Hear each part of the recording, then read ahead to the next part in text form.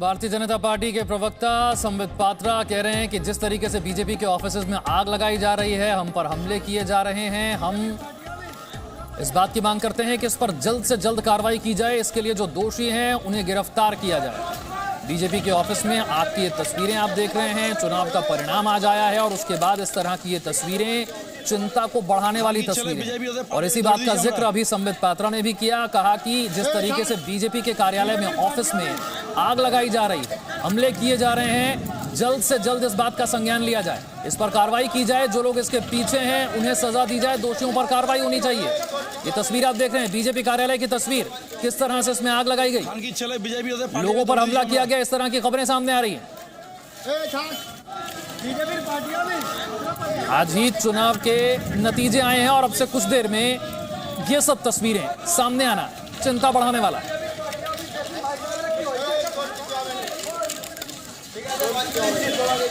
खान की चले BJP party भी दौड़ दीजिए हमरा बीजेपी पार्टियां भी।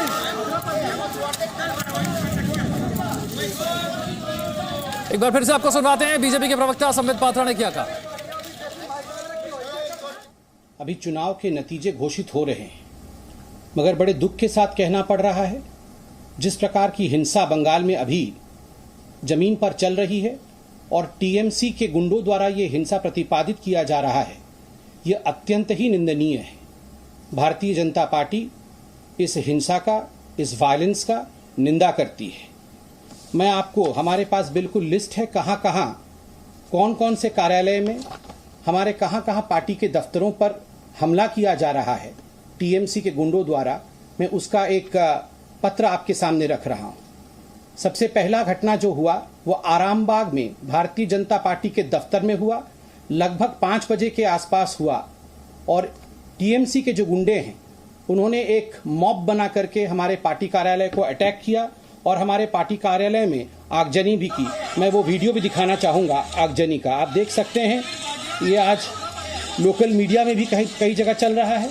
इस प्रकार से भारतीय जनता पार्टी के दफ्तर के ऊपर हमला और आगजनी किस प्रकार से टीएमसी के गुंडों ने किया है, ये आप सब देख सकते हैं।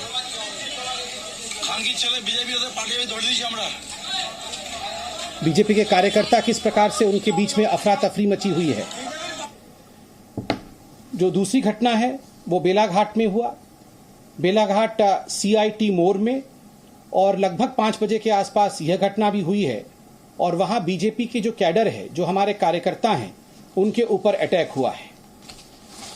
तीसरी घटना शिवपुर में हुआ है और यह location Shivpur main crossing opposite Shivpur police थाने के पास 4:30-5 बजे के आसपास हुआ है, जहां टीएमसी के जो गुंडे हैं जनता पार्टी के लीडर्स के दुकानों पर और उनके आवास पर धावा बोल दिया है।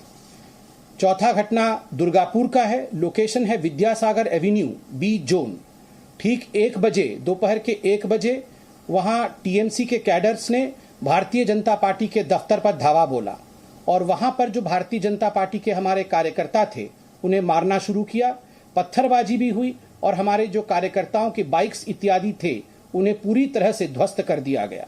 ठीक उसी प्रकार 5वां घटना जो हम अभी सुन पा रहे हैं वो बर्धमान उत्तर में हुआ है और बर्धमान उत्तर के रयान आंतरिक बैंक्वेट हॉल में हुआ है और इस बैंक्वेट हॉल में भारतीय जनता पार्टी के कार्यकर्ता जो मौजूद थे उनको घेर लिया गया है और इंतजार किया जा रहा है कि जब वो बाहर निकलेंगे उनके ऊपर जानलेवा हमला किया जाएगा। टीएमसी के गुंडों के पास हथियार भी है और हथियार लैस होकर वो बीजेपी के कार्यकर्ताओं के ऊपर हमला करने के लिए तैयार है। ये सारा फीडबैक हमारे पास आया है। एंटली और हावड़ा में भी इसी प्रकार की परिस्थिति है। मित्रों, हम इतना कहना चाहते हैं कि लोकतंत्र में हिंसा के लिए कोई स्थान नहीं होता है। ठीक है, चुनाव में कोई जीतेगा, कोई हारेगा, मगर सब मिलके किस प्रकार सबका साथ, सबका विश्वास, सबके विकास के साथ हम काम करें, यही ध्येय हर पॉलिटिकल पार्टी का, यही। तो संबित पात्रा आरोप लगा रहे हैं कि अभी तो चुनाव के नतीजे पूरे तरीके से आए भी नहीं और टीएमसी के कार्यकर्ताओं ने बीजेपी के दफ्तर पर हमला करना शुरू कर दिया, आगजनी शुरू कर दी है और इनके पीछे जो लोग जिम्मेदार हैं उन पर कार्रवाई होनी चाहिए, उन्हें गिरफ्तार किया जाना चाहिए। Presenting B News app available on Google Play and App Store. Download it now.